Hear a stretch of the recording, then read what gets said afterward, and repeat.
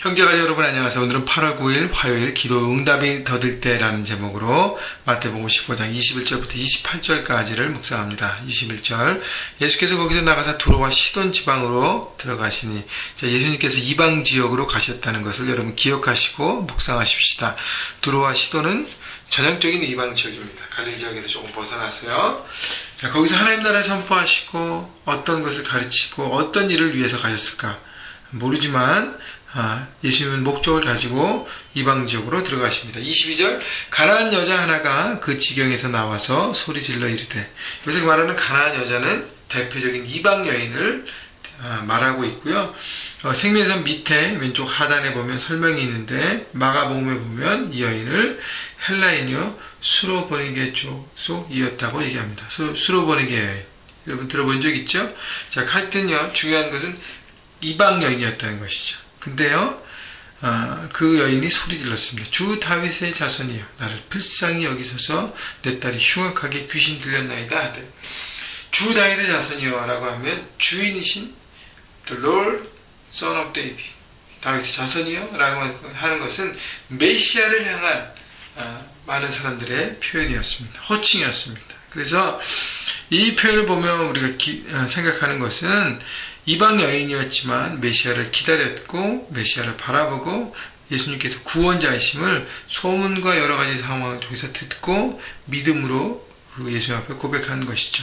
그 주님이 오시기만 하면 내 딸을 고쳐줄 수 있고 회복시켜줄 수 있고 우리의 삶을 정말 변화시킬 수 있다는 소망을 갖고 나간 것입니다. 근데 소리 질렀다는 것이 참 재미있어요.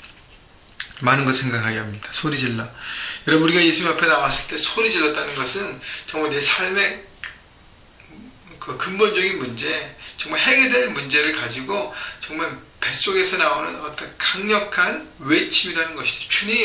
주님, 다윗의 자손이여, 주님 우리를 불쌍히 여겨주옵소서. 다시 얘기하면 하나님의 은혜가 아니고서는 내가 살 수 없습니다. 주님 은혜를 부어주시옵소서라고 주님 앞으로 호소하는 것이죠. 여러분, 이 여인이 한 번 소리 질렀을까요? 아니에요.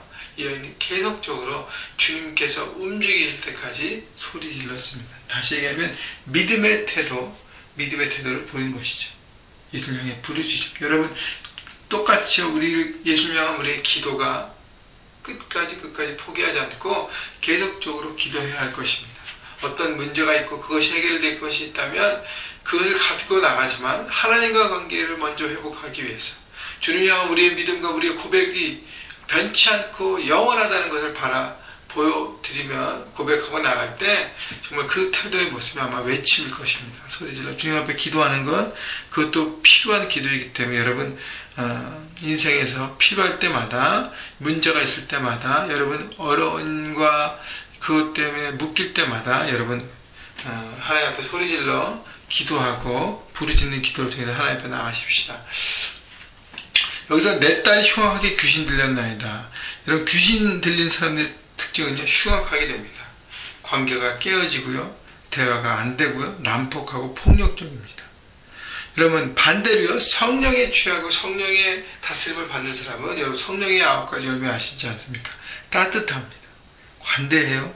생명력이 넘치고 친절하고 사랑이 넘칩니다. 여러분, 그래서요, 우리가 무엇을 추구해야 되는 삶을 살아야 될지 금방 파악하고 깨달을 수 있을 것입니다. 23절 예수는 한 말씀도 대답하지 아니하시니 제자들이 와서 청하여 말하되 그 여자가 우리 뒤에서 소리를 지르오니 그를 보내소서.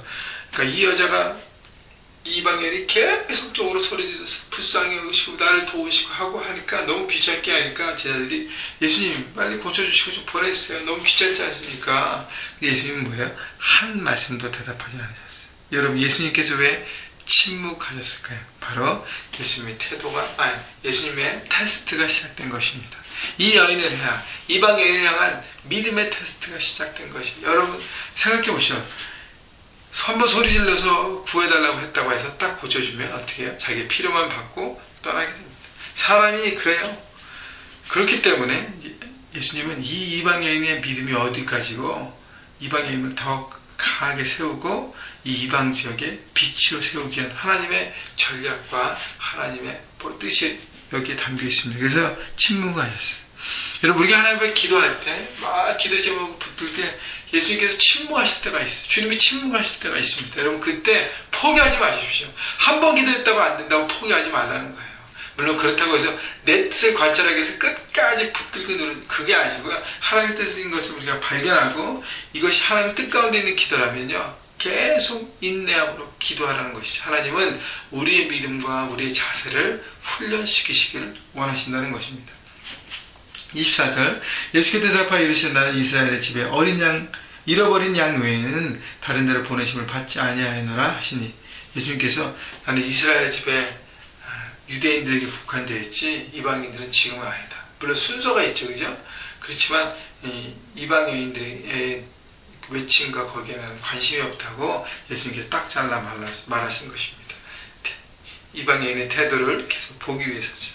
25절 여자가 와서 예수께 절하여 이르되 주여 저를 도우소서. 주라는 고백이 변함이 없어요. 믿음으로 주님 앞에 고백합니다. 26절 대답하여 이르시되 예수님께서 자녀 있다고 취하여 개들에게 던지면 마땅하지 아니하니라.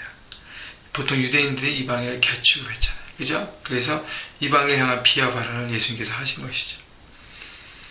27절 여자가 이르되 주여 올소이다마는 개들도 제 주인의 상에 떨어지는 부스러기를 먹나이다.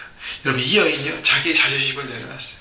우리가 주님 앞에 나올 때 내 자존심, 내 고집, 내 자아, 내 생각, 내 모든 것들을 내려놓아야 하나님의 은혜가 임하게 되는 것입니다.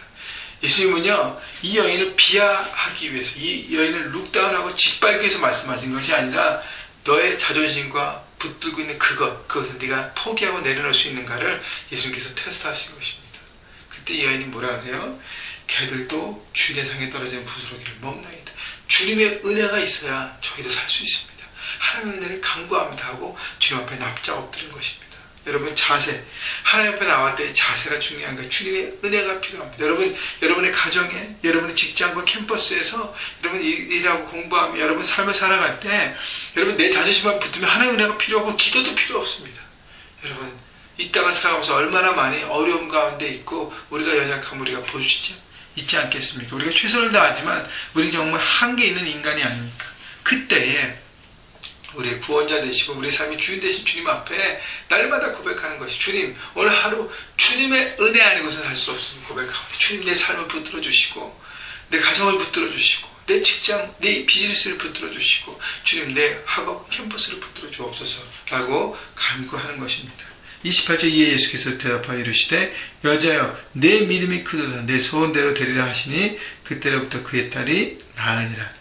예수님께서 너는 이제 믿음의 테스트를 통과했다 라고 말씀하시면서 이방인 여인의 믿음을 보시고 내 믿음이 크도다 예수님 앞에 칭찬받는 여인이 되었습니다. 여러분 바리새인과 서기관들은요 예수님 앞에 질타만 받았어요. 외식하는 자들아. 왜냐면 그들은요 비교해보면 이 이방인과 비교해보면 교만함과 자기 자존심 자기 것 붙들고 우리의 장로들의 전통이 이렇기 때문에 이걸 지켜야 합니다라고 주님 앞에 막 나왔잖아요. 그죠?